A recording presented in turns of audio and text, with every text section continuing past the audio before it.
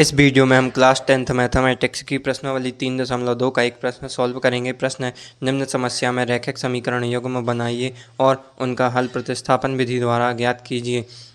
दो संख्याओं का अंतर 26 है और एक संख्या दूसरी संख्या की 3 गुनी है, उन्हें ज्ञात कीजिए। हल करेंगे तो सबसे पहले हम इनके समीकरण बनाएंगे। हम सबसे पहले मान लेंगे, माना एक संख्या x है, एक संख्या x है तथा दूसरी संख्या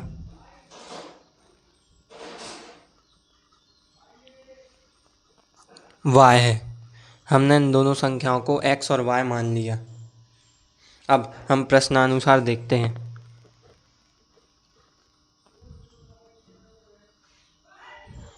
प्रश्न में दिया गया है दो संख्याओं का अंतर 26 है, यानी इन दो संख्याओं का अंतर 26 है।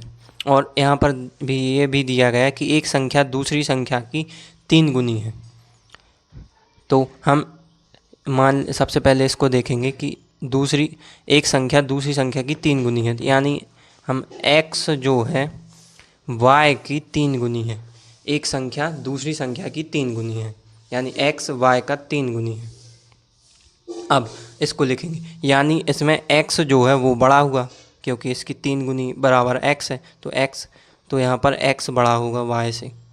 तो अब इस पर नज़र करते हैं। दो संख्याओं का अंतर 26 है। अब तो बड़ी में से छोटी को घटाएंगे तो 26 आएगा। तो x माइनस वाई बराबर 26 है। दो संख्याओं का अंतर 26, ये प्रश्न में दिया गया है। ये भी दिया गया कि एक संख्या दूसरी संख्या की 3 गुनी है। तो इसको हम समीकरण 1 लिख देते हैं, इसको समीकरण 2 लिख देते हैं। अब ये जो समीकरण 1 में x का मान है, x का मान यहाँ पर 3y है, 3y, तो इसको हम समीकरण 2 में रख देते हैं। इसको हम लिखेंगे समीकरण 1 से समीकरण 2 में x का मान रखने पर,